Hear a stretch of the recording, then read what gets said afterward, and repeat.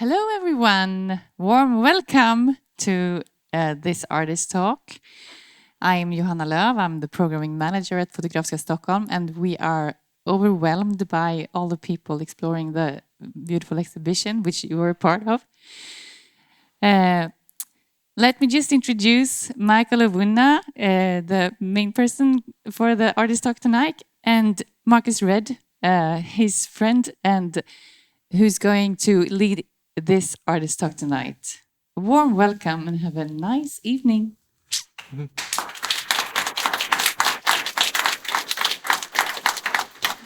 Okay, everybody can hear me? Yes. Okay. Hej allihopa! Jag heter Mikael Owunna. Jag är 25% svensk och 75% nigeriansk från USA. Min mormor var från Jämtland, men min svenska är dålig. Så idag kommer jag att prata engelska. Hi, everybody. My name is Mikael Owunna. I was just saying that my family's background, my grandmother is Swedish. But my Swedish is really bad. So this conversation will be in English. But I just wanted to say again, thank you to everybody for coming tonight. It's really an honor to be here. I also want to give a special thank you to the staff at Fotografiska for making this possible. Special thank you to Lisa, who I met here in 2019, and who supported the work from the beginning. Also to Johan, Sophia from the exhibition team for Space, A Visual Journey. Also, another special thank you to Johanna, Frida, and all of the staff here who's made this exhibition possible. It's really a dream come true for me in many ways, and such an honor to be in conversation with so many amazing artists. Today, we will be going through, Marques and I will be going through some of the work that's included within the exhibition, and then also sharing some of our ongoing projects that we've been working on. Just a bit of background. So Marques and I are the co-founders of Rainbow Serpent. Rainbow Serpent was founded in 2020 and is a Black LGBTQ nonprofit that works at the intersection of multimedia art, emerging technologies, which you'll see in a lot of the work that we're doing, traditional African cosmologies, and also advanced healing protocols. And we've been working on a wide variety of projects that we've dubbed tonight's conversation to be a glimpse into the Rainbow Serpent universe. And good evening, everyone. My name is Marques Redd, along with Mikael. I'm a co-founder, co-executive director of Rainbow Serpent. As a part of our work, we've been growing a collective of artists that are also interested in working at this intersection of African cosmologies, multimedia art, and technology. And the collective has been growing and spans the United States, but also a series of artists, writers, technologists in Brazil, London, Romania, and Nigeria. So we're happy to pull back the veil and show you a little bit of the work that we've been doing. And tonight's talk is called Happy Space Age to You. Okay, so this talk is inspired by Sun Ra, who's a Black queer jazz musician from the 1950s and 60s. And you can see by the costume that he's wearing that he's very interested in thinking about how to revive and animate ancient Egyptian cultural motifs. And that has been an inspiration for much of the work that we do. And this poem was actually written in response to the moon landing. So we thought it would be a great way to start tonight's conversation. And the poem says, reality has touched against myth.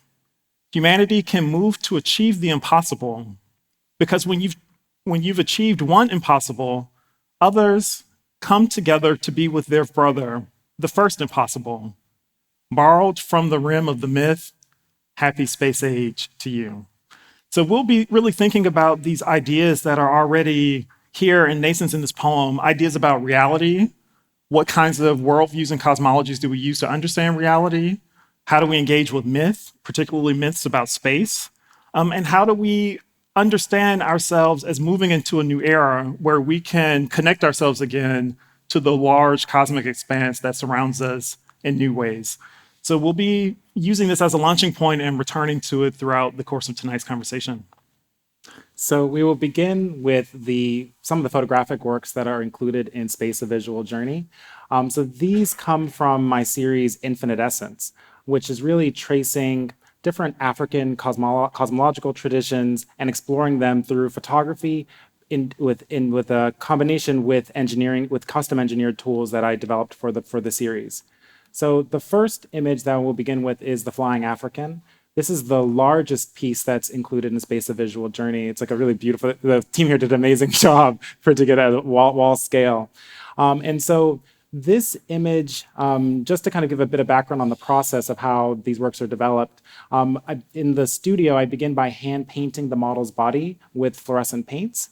And then using my engineering background, I built my own camera flash that only transmits ultraviolet light.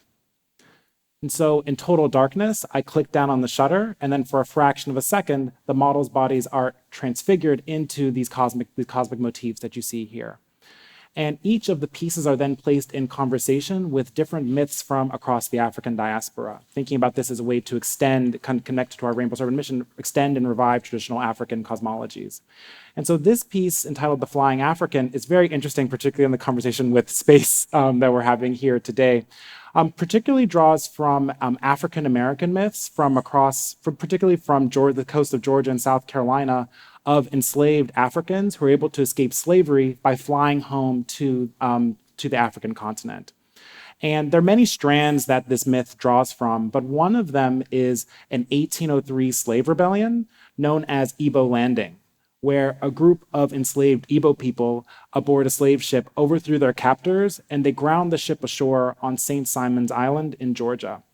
And they were about to be recaptured, and rather than be recaptured, they all walked into the creek and they drowned themselves. And as they did, they chanted, "The water spirit brought us here, the water spirit will take us home." And they flew home into the protection of the African creator gods. And so here you see how the ways in which African peoples across the diaspora have been actively engaging for centuries, for millennia, with these ideas of interdimensional travel, space flight, how can we liberate ourselves from the confines of the ground alone to find a haven within the heavens. Yeah, and there's so much to say about this image. It's so rich. I love the starkness of the figure, but it really hides how much is really packed into it. So on one hand, it's really exploring what we could call a metaphysics of blackness. Thinking about blackness as this primordial source from which all of creation emerges, but you're kind of thinking about these levels, connecting the blackness of outer space with the blackness of the ocean, with the blackness of the womb. All of these kinds of ideas get wrapped in together. And also, with this idea about the Flying Africans, I mean, you could trace a genealogy that goes all the way back to ancient Egypt, where you had these ideas about the human self. The human complex was thought of as being composed of 9 different spirit bodies. One of them was this human-headed hawk, which was called the Ba, which was immortal, according to this idea. And the idea was that after death, this particular spirit body would fly out into the stars and fly out into the heavens. So already thinking about different ways of understanding our engagement with space, our connection to space, and how we think about incorporating space into our ritual practice. And again, the image itself is not just an image. I mean, we can think about this image as almost a portal or a gate of sorts. And it's almost an invitation to activate it through meditation, through ritual work, through trance. So you're thinking about not just a static external art object, but something that can inspire or catalyze one's own spiritual journey, and thinking about how to imagine oneself as flying through the darkness of space and exploring space through the dream world and through imagination. Yeah. And I think the last thing, too, I would add here is that it's particularly interesting being in conversation with the other artists in the show. And we see a lot of images of astronauts, people with all the gear, like, the large shuttles in a contemporary context. But it's also really fascinating for us to think about how African peoples for millennia have already been engaging with these ideas, have been using spiritual and ritual practice, moving across dimensions, astral travel, as a way for them to also already engage with and activate themselves in space travel. So this is just to give you a bit of the behind the scenes of how the work is made. Had mentioned earlier that, had used my engineering background to build a camera flash that only transmits ultraviolet light. So you can see the camera flash there that I designed, and the model's body is already painted, but the paints are not visible in the visible spectrum. And it's only through interacting with the ultraviolet light that the paints become visible. And so I turned the lights off in the studio, I clicked down on the shutter, and then for a fraction of a second, the paints interact with the ultraviolet light. They absorb the energy of the ultraviolet light, and then there's this effect called ultraviolet-induced fluorescence, where they release a portion of that energy in the visible spectrum, which is then captured onto the camera sensor. And so you see here already the ways in which blackness is also being reimagined through the portal of African cosmologies. We see the blackness as it's represented within African spiritual traditions as the divine cosmic source from which all life and the universe itself emerges. And already within the creation process, you have the blackness of the studio, and you click down on the shutter with this invisible spectrum of light you can't see with the human eye, and then suddenly you see this glowing celestial body emerge and then disappear again, which already is recreating the actual emergence of the universe itself from this primordial blackness. Yeah, so I wonder too, can you talk a little bit about the meaning of the word photography? So we know it comes from photos, which means light, and the graph, which means writing. So people usually think about photography as writing with light. But the interesting thing about the process that you've innovated here is that you're actually writing with darkness and not with light.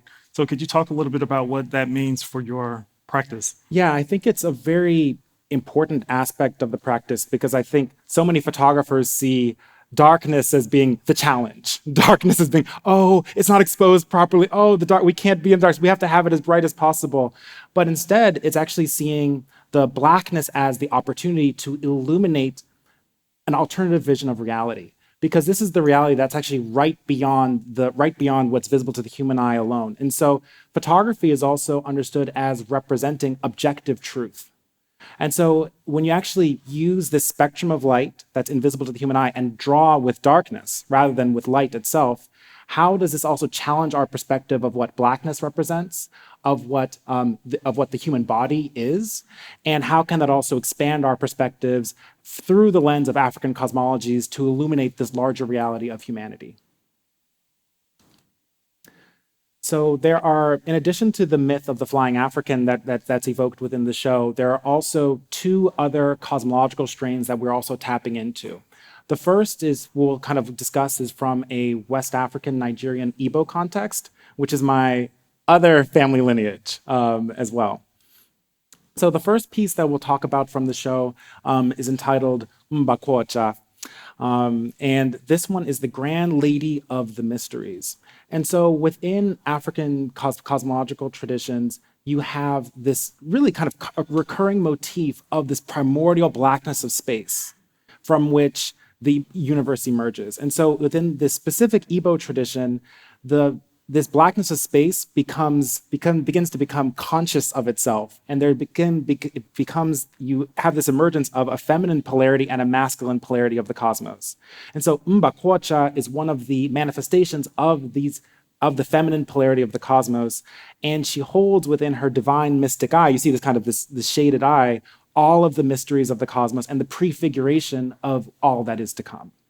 Yeah, and what I like about this image too, I mean, the way in which you embody this idea of the mysteries, even in just how the figure is posed. I mean, so we see the head is down, the eyes are covered, the chest is covered, the legs are covered. So even in the posing, you're thinking about, how do I invoke the myth and the narrative and use gesture, even small gestures, as a way to convey this larger mythic meaning. And also, I think one thing that's important to note here, this idea that you find, particularly in this Igbo context, that the universe itself has a consciousness and an awareness and a vitality. So there's not a sense of space as dead matter, as just emptiness, as a void, as a vacuum, but you see this idea of a living and breathing and conscious and unaware kind of cosmos, which I think is important just to understand a different way to see our place within the world, because it's the idea where you have life within life within life. So this image is not within the show, but adding a few more just to contextualize the full arc of the mythologies. So this one's entitled "The Martyrdom of Eke Nechuku." So Eke Nechuku is one of the other manifestations of Mbakocha, the figure that we saw before, and so it's very fascinating within this specific Igbo myth. These two primordial deities of the masculine and feminine are Chukwu, who you see the male figure here, and Eke Nechuku, who's another manifestation of Mbakocha. And they exist in total harmony in this blackness of space until Chukwu separates off a corner of space exclusively for himself. He builds this sacred pillared chamber, and he is dancing in and out of this chamber. And so it's fascinating because dance is at the beginning and heart of creation. And because it's understood that the movement of dance reflects the way in which the entire universe is constantly in motion, from the smallest atoms all the way to the largest scales of the galaxy. And so you already see here this myth of Chukwu dancing in and out of this chamber. And Eke Nechuku becomes curious to see what's happening inside the chamber. She's like, what's going on in here? And she goes inside, and when she does, a huge explosion rips through the universe. And this explosion is also the opening for creation to come into being. Chukwu exits his chamber and he finds her body because she was martyred in the explosion, and he begins to weep over her. And so you see this scene reflected here. And as he cries, his tears pour into her, and in one spectacular moment, they purify, they heal her, and she rises from the dead. And so this is the martyrdom of Eke Nechuku right before her resurrection. Yeah, and for those who are familiar with art history, will probably immediately recognize this idea or the image of the Pietà from Michelangelo, where Mary is holding the dead body of Christ. And so you have this interesting inversion of that given myth to provide a space for different kinds of cosmological and religious narratives and understandings of space to be represented. So this one is also not in Space: A Visual Journey, but you're all getting another nice supplement to the work that we have here. But it's the continuation of the myth. So when Eke Nechuku finds her body, he cries over her, and his tears pour into her. They purify, they heal her, and she rises from the dead. And as she rises from the dead, her resurrected body becomes the entire physical universe on which we exist today. So all of physical creation, all of our bodies, everything that we see around us, we are all living on the colossal resurrected form of Eke Nechuku. And her name shifts because now it's the body of the goddess on which we exist. So her name becomes Komosu. And so here, this is the image of Komosu, the resurrected vision of Eke Nechuku. Yeah, and again, to go back to the earlier point about posing, I mean, you could see the difference from the first image to this one. So whereas the first image, the female figure, the head is covered, the arms, the chest is covered, where now we get the full fleshy materiality of the universe. I mean, she's looking directly at the camera, open directly to the camera, so you can kind of get a new sense of how the story is unfolding. So you will see this one in the exhibition. This is Chukwu's retreat from the world. And so after Eke Nechuku is resurrected as Komosu, Chukwu, her masculine double, never fully recovers from the traumatic shock of the loss of this primordial state of unity. He pulls himself back away, dancing away, as you see here, again, this constant motif of dance, pulls himself away and shuts himself back into his sacred pillared chamber. So this is Chukwu's retreat from the world as he pulls himself and shuts himself back inside of the chamber. And then this is the last image we'll be sharing from the Infinite Essence series. This is also within the exhibition. And so this is Bi Chukwu. This is the divine realm of the creator. And so again, it's also very fascinating because after Chukwu retreats from the physical reality, there's this divine realm that exists within that sacred pillared chamber.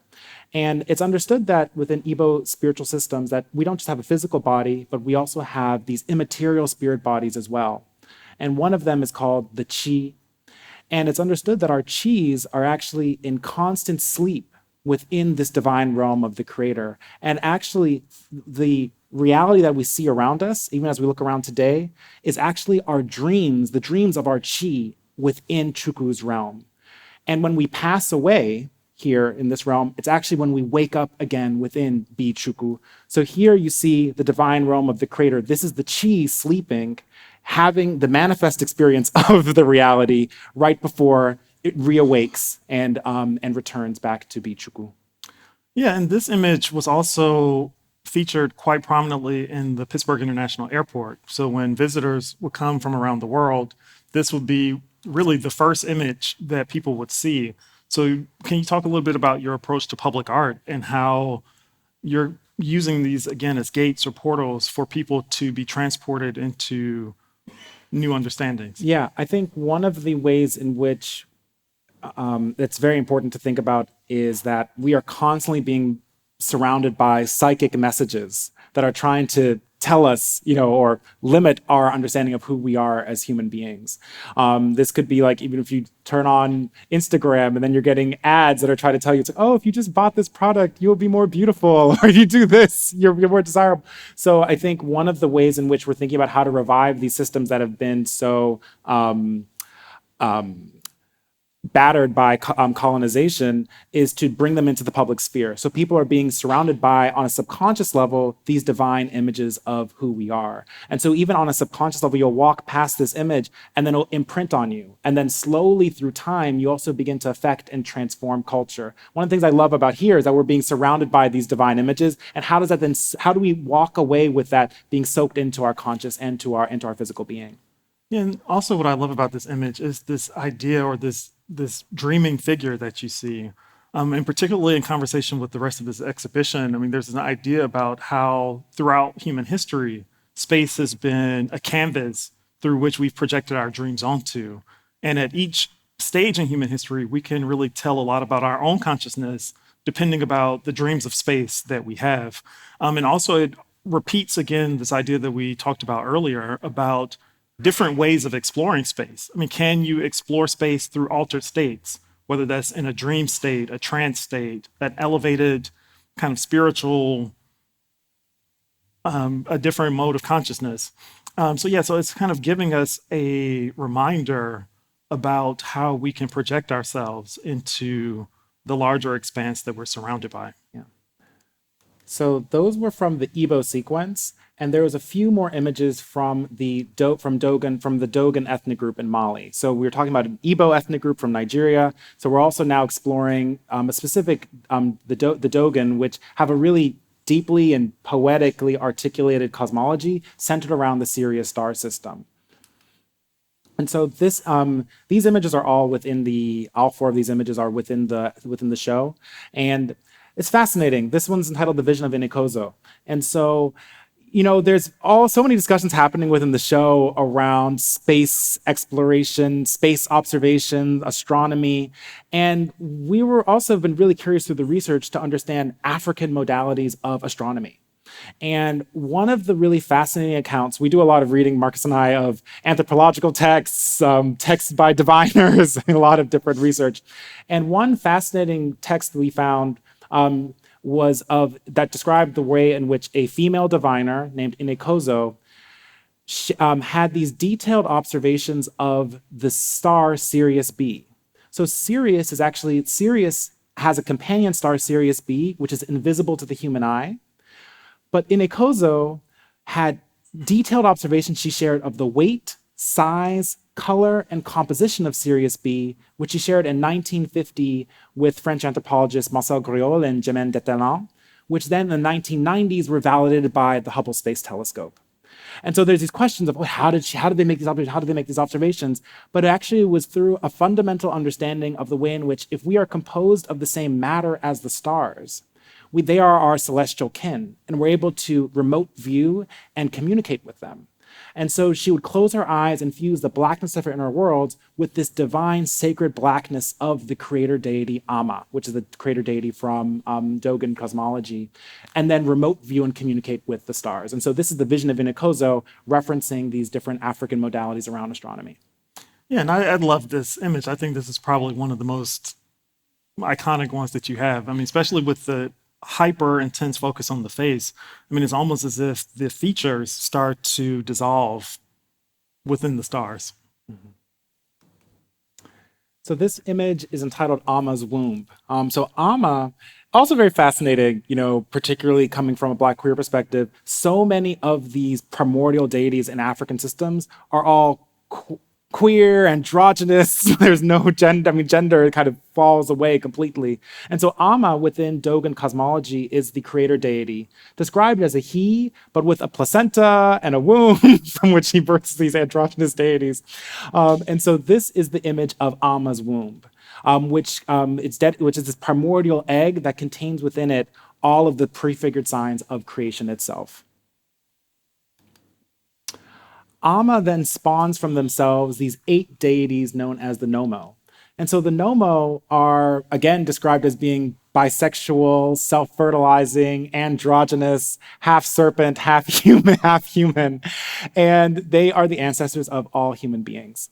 And it's also one of these figures is Ogo, and Ogo is the agent of disorder within Dogon cosmology, and he rips himself away from the sacred womb of Amma, and then goes on a rampage through the universe and does these descents from Sirius back to Earth and back again. And so this is the image of the fall of Ogo, the final descent of Ogo as he's ripped away from Amma's womb and falls and then turns into the pale fox. And then this is the last image from Space: A Visual Journey that's on view. Here, this is Anagono Alagala. This is the final transformation of the human body after death in Dogon cosmology. And so after a person passes away, in Dogon ritual practice, complex funerary rites are done to regroup the deceased spiritual principles. And after these rites are completed, it's understood that the person's soul rises into the heavens and transforms into a fish. And they then swim through the cosmos, and from there, their role is to be a guide for all humanity. So here you see the final transformation of the human body after we pass away. Yeah, would you also like to say a little bit about the dancers that are part of these images? I mean, here we see such great athletic movement in the work, and some of the other images, I mean, we see a robust kind of physicality where the figures are kind of stretching and pushing themselves in interesting ways. So would you like to talk a little bit about that component? Yeah, it's been really fascinating because, as mentioned earlier, as you research these mythologies and these systems, you see this recurring motif again of dance at the heart of creation, the way in which the whole universe is dancing. And so in order to capture that, have been collaborating really actively with many dancers. Many dancers also are a part of our Rainbow Serpent collective. And so it's again thinking about a way to evoke the ritual within the image through the movement that happens within the studio. And so there have been dancers, for example, this is Victoria Watford, who was with Pittsburgh Ballet Theater, have also worked with dancers from Alvin Ailey, Dance Theater of Harlem, and a number of other dance companies. Great. So I think that's a good transition to the next piece, which is Obi Umbu, The Primordial House, which is a film that Mikael and I directed together, which is also on view upstairs. And with this project, we were thinking about how to translate the visual style that Mikael innovated in a photographic space and think about how to put it in motion. How do we adapt the technology, the light, to think about how to capture this kind of cosmic ambiance where we're telling an active story. And so in this particular film, we're telling the story of Chukwu and Ekene Chukwu that Mikael explained in the photography, where these two androgynous deities, they're kind of interacting through dance. There's a sacred chamber that Chukwu creates as the space for himself, which of course stars a series of events that lead to the creation of our world. So we'll just show a quick trailer from this for those who might not have had a chance to see it yet.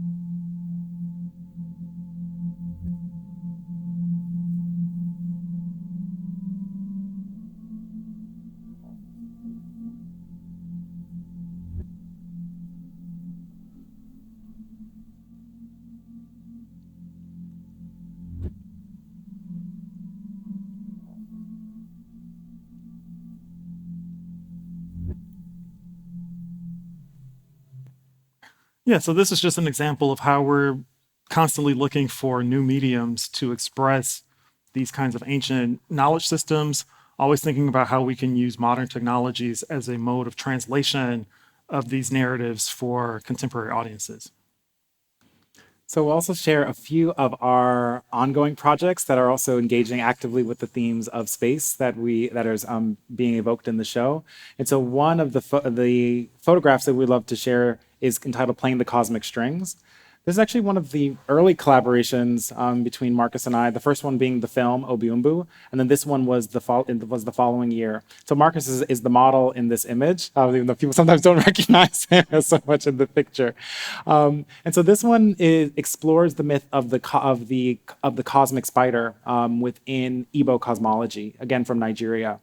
And so it's in this myth, you have dark energy that then manifests in the guise of this cosmic spider, which then spins the first cosmic cotton or dark matter into this giant spiral egg. This egg then breaks forth and sprays all of these infinite strings all over creation that then become the manifest universe. And so it's fascinating the ways in which African systems are also prefiguring modern physics. We have these ideas around string wave theory, that physicists are exploring in terms of the ways in which the entire universe is made of these infinite strings. And so you already see that motif being expressed through the cosmic spider. And so again, these are the ways in which we're trying to revive African knowledge systems and place them in conversation with these with contemporary science. Yeah, and also this idea that when you view the Milky Way itself from an aerial position, it actually looks like a spider, if people have seen that spiral image.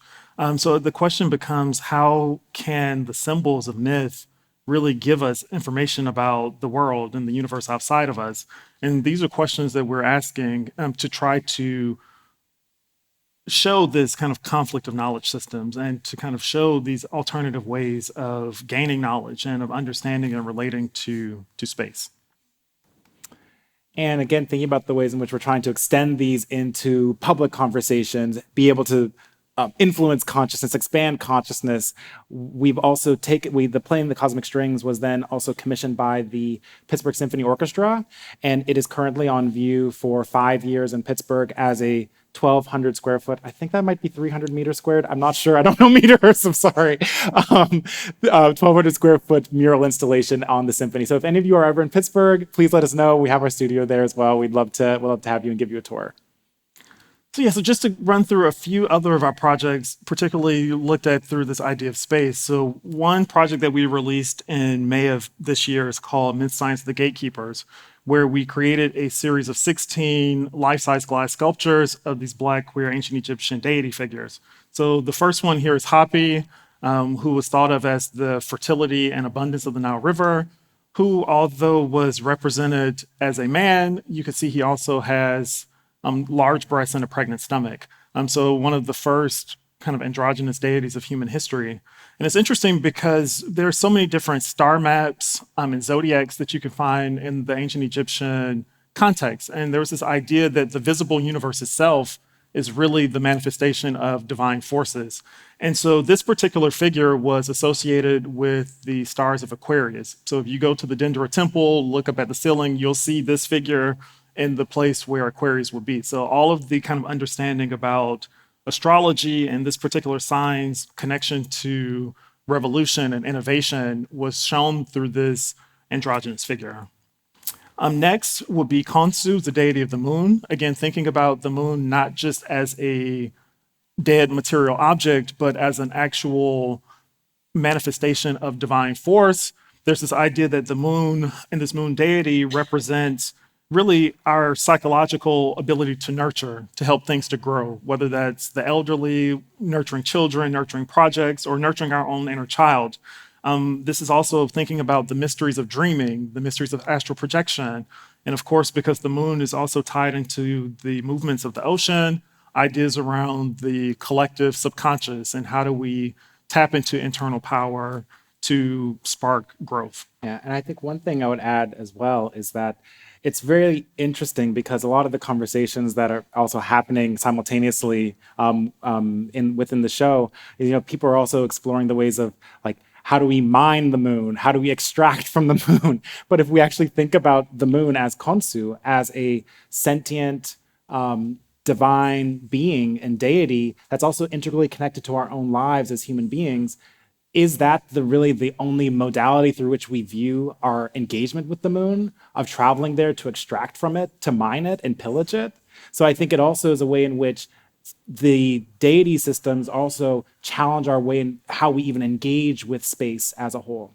Yeah, that's a great point, because your cosmologies, your viewpoints actively determine how you move through the world. And that's the point of these systems, to give us a map for engagement with the larger world. And then the final example of the 16 will be just this figure of Ra, who's known colloquially as the sun god. But in this particular case, the sun was not just this ball of energy, but it kind of represents our capacity for leadership, our capacity for understanding how to inspire people through ethical power, through spiritual skill. And so again, we wanted to kind of think about, again, these African approaches to the universe, to celestial bodies, through these kinds of deity figures that were used as a map for understanding the world. And hand in hand with that, we created a virtual reality film called Black Star Sanctuary that imagined a large temple space that houses megalithic versions of these 16 statues.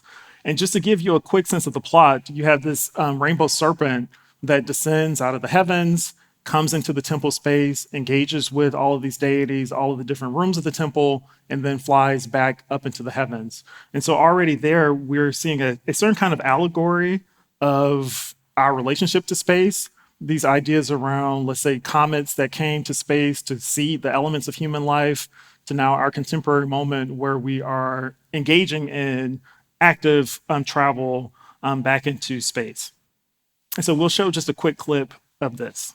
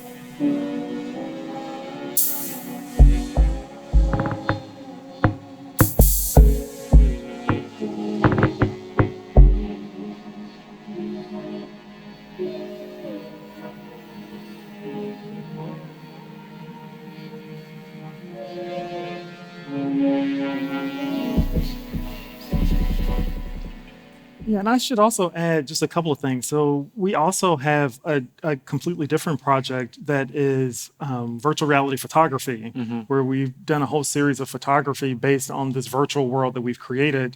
And also we'll be coming out with a photography series that pairs the actual models that the statues were patterned after, engaging with and embodying the deities of the statues. So there will be another series that layers kind of reality, or the real kind of physical world, the statue, and the digital world all in a composite. So that's just another prefiguring of work to come. Yeah, because all of the work that we're doing is also thinking about art, not just as creating static objects, but as being vessels and vehicles for spiritual transformation and growth. And so also connected to the Black Star Sanctuary virtual reality experience film that we shot, we also took the 16 glass sculptures and then we used projection mapping. It's a longer story about how we did it, but we created an immersive experience which brings people into this Black queer sacred space and ancient Egyptian temple. So we wanted to give you just a glimpse of actually the immersive experience that we built around this work.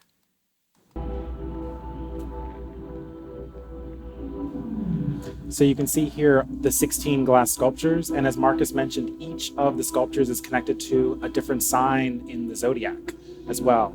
And here you can see the rainbow serpent then taking back off and flying back into the cosmos.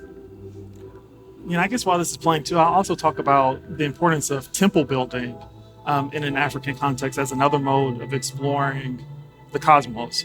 So we had things like, let's say, the pyramids that were built to reflect the stars of the bell stars of Orion, other temples that were constructed to bring in light from certain stars at the winter solstice. So temple making was also another mode of explaining and exploring the cosmos, and not only just exploring it as a distant object, but actually bringing the light and energy from these different celestial bodies into the physical realm. Yeah. And that's one of the main ways in which we're trying to also revive and extend traditional African knowledge systems through all of these different art forms, be it virtual reality, photography, film, performance. It's thinking about it through the lens of ritual practice, of connecting us to our larger destinies as human beings, and creating this larger map that then references the way in which we've been thinking about sacred artwork for thousands of years on the African continent. Yep. And the final piece that we'll show you before we break for questions is a project that's called They'll Come Back. And we usually do not show work that's still in progress, but because of the theme of the show of space, it seemed like a great opportunity to share some of that work with you. So we wanted to actually take these ideas up into space. So we ended up going onto a zero gravity flight that left out of New Jersey. This idea, New Hampshire. I'm sorry, New Hampshire. This idea of using a zero gravity environment that astronauts use to train for actual space travel. We wanted to go in that environment and see if we can take these ideas and images that we've been exploring and recreate them in that kind of an environment. And so please don't laugh. It's rough. It's not done. Yeah, it's not done. You're seeing it right off the press. This just happened. But here we're actually trying to recreate the image, the flying African, while actually flying in microgravity. But this question around who gets to control space travel, who gets to claim territories of space, who gets to understand or provide the knowledge systems that will guide our relationship to space? Those are questions we're thinking about with this project. Specifically, is there a space for African knowledge systems, African cosmologies, to influence the conversation of how we live in space, how we travel to space, and how we use space as a mechanism for transforming ourselves? And to wrap it up, bringing it back full circle to Sun Ra, this project is inspired by one of his poems. It's called They'll Come Back. They'll come back in shining ships of gold, with wisdom never told, tales of myth world splendor, and they'll take back the others who are not of Earth's dimensions one, the others who are ready, harmony, melody, rhythmic magic, tales of myth world splendor. And so that is really, I think, a phrase that summarizes our work quite well. We are trying to provide these tales of myth world splendor, and we hope that you're ready to go back. So with that, we'll say tak so meke, and we are very happy to answer any questions you all might have.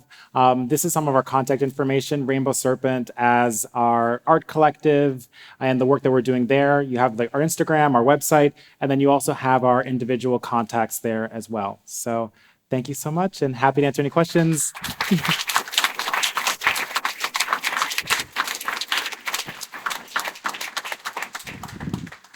Does anyone have any questions? Yes. Hi, thank you so much for your very generous presentation. Amazing work. I was just curious, with your engineering background, if you were always an artist as well, or how you sort of made that transition, or if you've also invented other systems of seeing. And yeah, it's very fascinating. Thank you. Talk about the spatial augmented reality. Oh, yes. So I actually never thought that art or photography was really an option for me. It actually came about from a very different perspective. So when I was in engineering school, I was actually outed to members of my family in Nigeria. And when that happened, I was actually put through a series of exorcisms to try to drive the gay devil out of me. And I came from that experience and really slipped into several months of a lot of depression and anxiety. I didn't feel like I had a right to exist.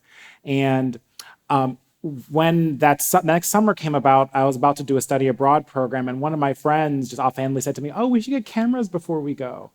And I was like, okay, sure. And when I picked up the camera, I remember feeling like I found my voice again for the first time at a time when I felt really, really voiceless.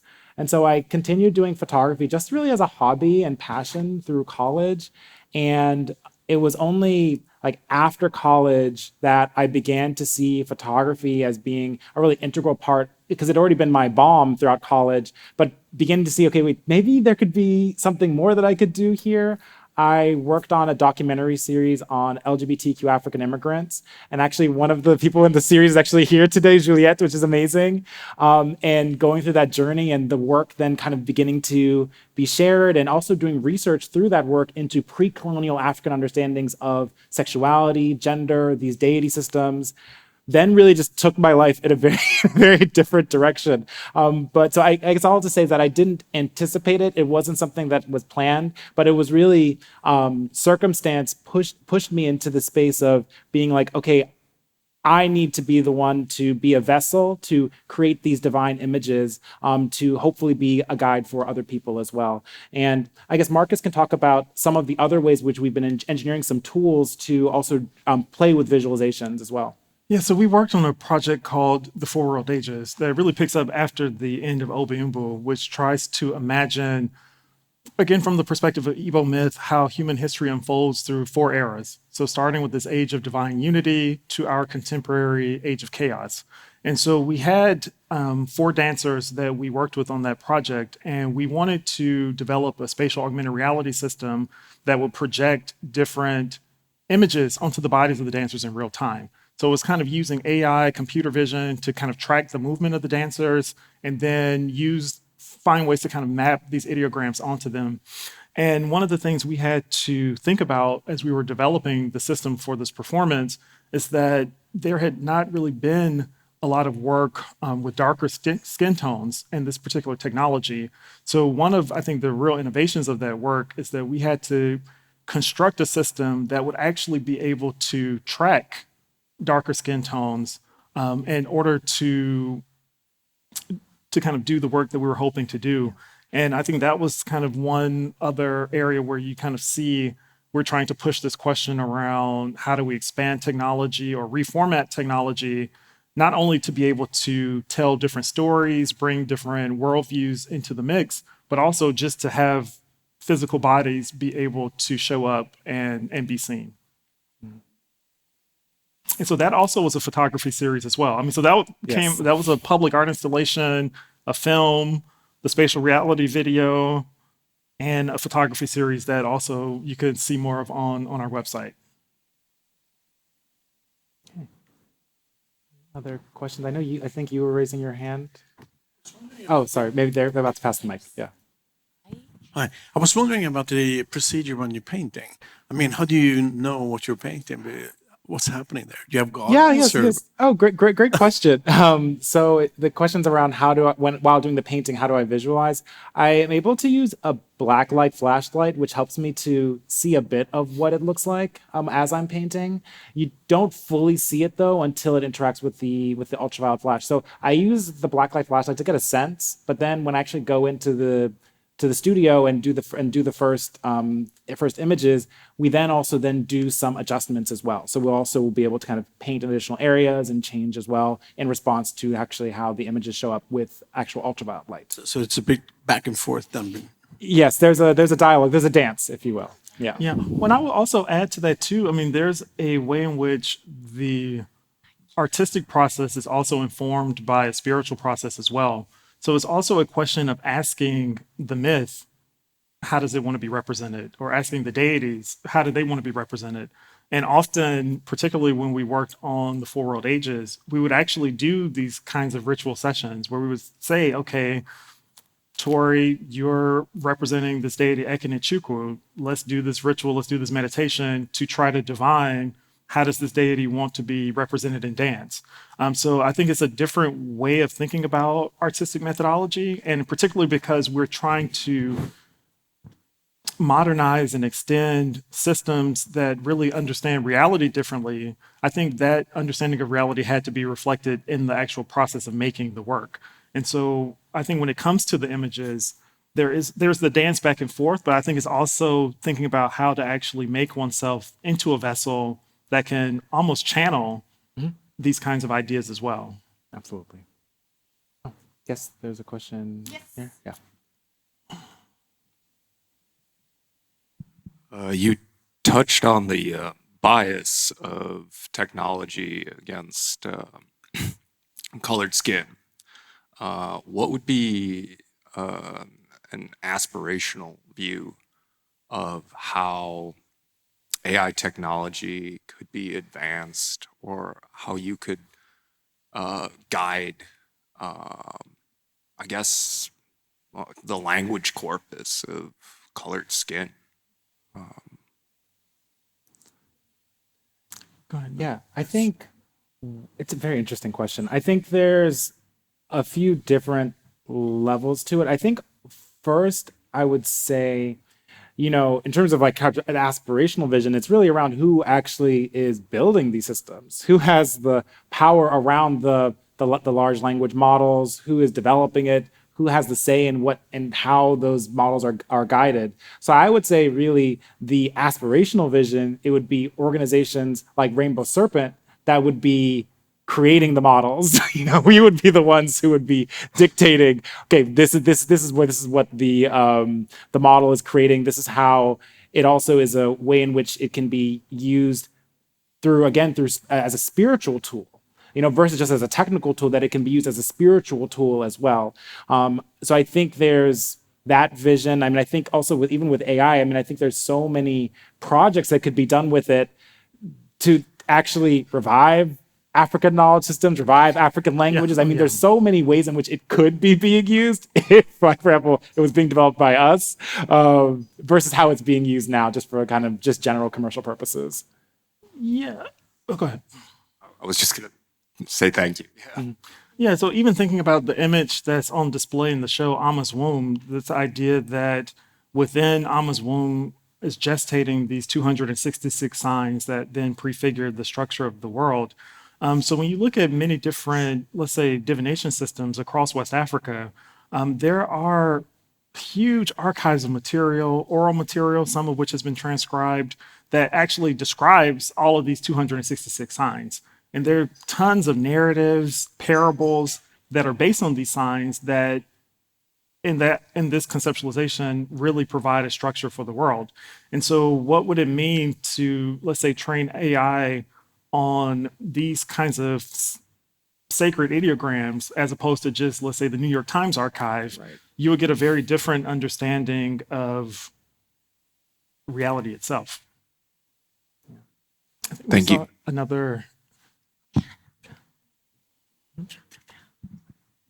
So, well, thank you, first of all, for the talk and for your work. There's so much to talk about, but I have one question, see if I can formulate it properly. But I was wondering sort of about the relationship with, or the difference between African cosmology and Afrofuturism. Because I haven't really heard the term like cosmology used before in this context. And I've been thinking about Afrofuturism, which I guess is also about sort of going back to our traditions and mythology in order to imagine, a better, future for us, basically. So I want to know, like, what's the relationship between that, the differences, or how that reflects in your work. Yeah, I think Marques, you Yeah, I start would here. say probably the bringing in the cosmology piece really is thinking about how to do Afrofuturism more rigorously.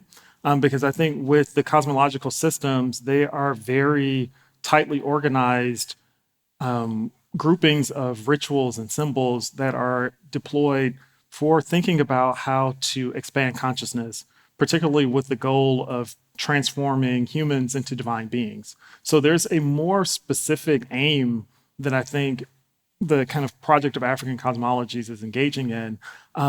Whereas there are some intersections, of course, with Afrofuturism. Like you said, this idea about going back to the past and trying to recover it and think about how it could be an engine for creating new worlds. And I think there are many aspects of that project that we are trying to do. But I think we also are thinking particularly about this question of knowledge. How can we think about new modes of knowledge? How do we think about ideas around myth and science differently? How do we actually engage and intervene in questions around reality and how our approaches to the world really shape the realities that we live in? So I would say they're connected, very deeply engaged and interlocked with each other. But I think we're just trying to kind of take it and push that conversation even further. Yeah, you can think of a cosmology as being a map to understand the creation and unfolding of the universe as a whole. And through that, through understanding the map of creation of the universe, we also have a map for our own spiritual development as human beings by being in alignment with these larger forces that surround us. And so from that perspective, as Marques mentioned, Afrofuturism is imagining a world where Black people exist. There are some historic references within it.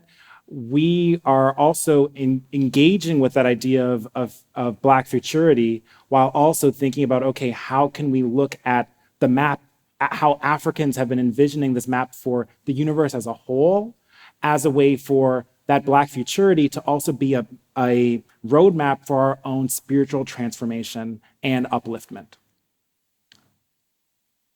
Oh, okay. I think there's a So I think this will be our final question. Final question back here. Thank you very much for your presentation. It's been really beautiful. And I think you touched upon a bit about technology and spirituality. And it seems like within your work, they kind of all parallel or coincide. There isn't a distinction.